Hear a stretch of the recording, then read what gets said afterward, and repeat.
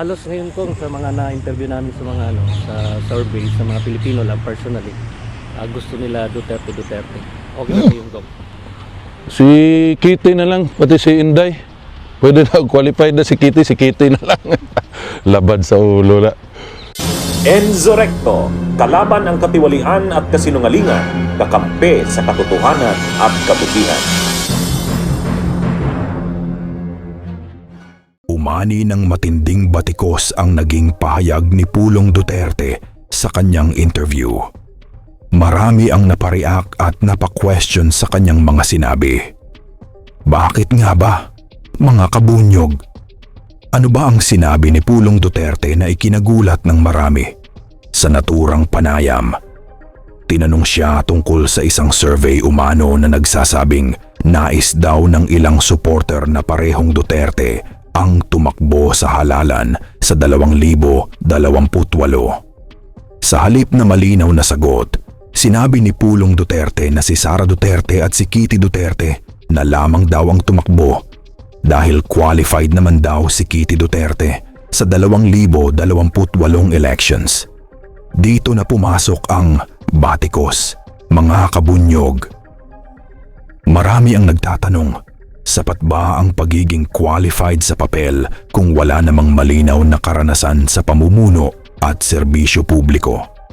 Para sa ilan, tila ginagawa na lamang na parang family affair ang pagtakbo sa pinakamataas na posisyon sa bansa, imbes na seryosong usapin ng kakayahan, track record at tunay na paglilingkod sa taumbayan.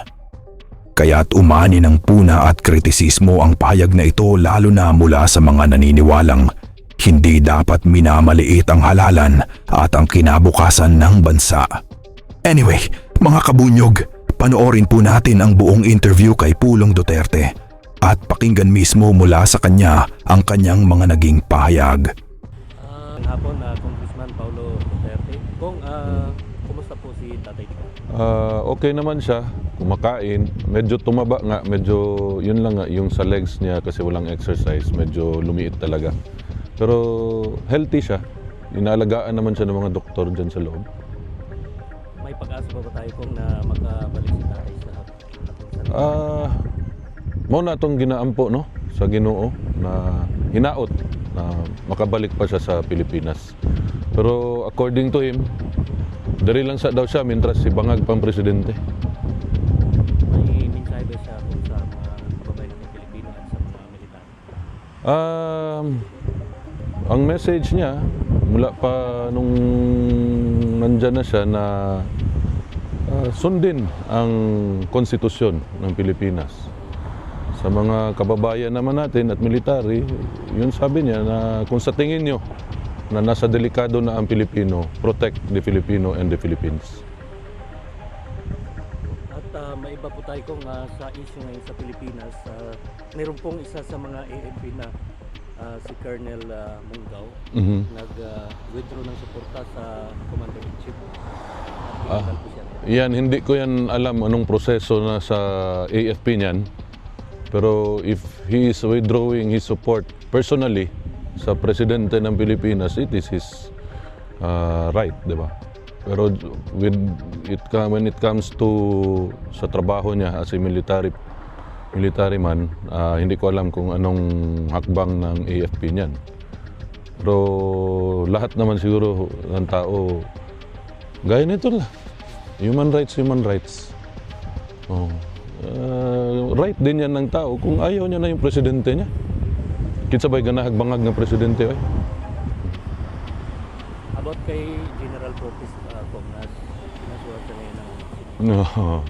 Sabi ko nga pag sinabi niyong may sinabi kayong masama sa presidente at nasakyan niya ni sino tong bunganga ng presidente, huwag niyo nabanggit pangalan, ayaw ko rin siya makilala. Pag nabanggit nga niyan, tapos darating doon sa tenga ni Larry Mulya, diretso ka ng niyan, inciting to sedition. Bayad na yan lahat. Huwag na lang, galing yan lahat sa intelligence fund ng Pilipino.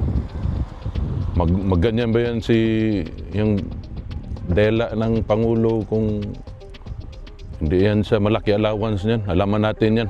Galing din kami dyan, madam. Kung sa international, kung sa issue ngayon sa Amerika at sa Venezuela, si Maduro ay nasa US na ngayon at ang sabi ng mga kababayan natin Pilipino na sana ang susunod ay Definitely hindi gagawin ng US yan because Bangag is a puppet of the CIA. Alam naman ninyo lahat yan, linabas na yan ang lahat ng inano lang nila, kinokontrol lang nila yung Facebook. Kasi yung Facebook is also under the eye of the Central Intelligence Agency of the US. So, kaya isuppress talaga nila yung mga balita na ganyan. Alam natin yan, alam nyo man yan mga Pilipino, hindi mo kayo bobo. Hindi kagaya ng nakaupo dyan, walang pinag-aralan. Kung sa alam namin na matagal na po kayo sa politika mula bata pa hanggang ngayon at kayo po ay hindi lang pang Davao City, kundi alam namin na kayo po ay pang buong Pilipinas at ngayon pinagkatiwalaan po ang mga Duterte sa mga Pilipino sa leadership at ang tanong namin kung after sa term po ninyo as congressman, maasahan ba namin na tatakbo ka sa national? Maging ako, bodyguard ni Alvin dito sa Hague. I leave it to the Davaoenos, no? My political career started in Davao City and I give it to the Davaoenos. Kung anong desisyon nila, doon ako. Anong desisyon ng pamilya ko, ng mga anak ko, doon ako. Pero ako personally, mas nindot siguro mamasol na lang tadi sa Samal. Fisherman, occupation, fisherman. Nga musokol og bangag. Halos ngayon kung sa mga na-interview namin sa mga sa survey, sa mga Pilipino lang personally, gusto nila Duterte. Okay na yung go? Si Kitty na lang, pati si Inday. Pwede na qualified na si Kitty na lang. Labad sa ulo na. Pero sige lang, Ginoo ra may nahibalo sa ato ang padulungan aning kinabuhi. So ulat lang ta, no? Kung asa ta dalhon sa Ginoo. Congressman Pulong, mensahe nyo lang po sa mga kababayan natin. Lalong ngayon is actually the celebration of the Feast of the Nazarene.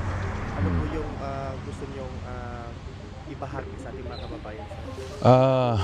Tumay kapwa Pilipino, dako kayo nga sa kinabuhi nga kita nagtuo o Ginoo.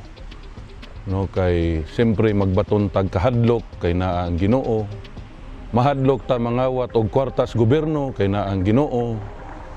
So nindot na nga pamaagi nga atong i-renew atong faith sa ato ang Ginoo para magbaton tag disiplina og kahadlok tungod kaniya.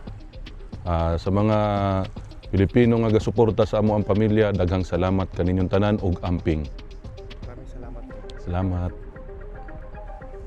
Bunyog, halikan na kasama ka. Bunyog, kapag buklod ay may pag-asa. Luzon, Visayas, Mindanao, isa ang pananaw. Sa bagong Pilipinas ang bunyog isisigaw. Bunyog.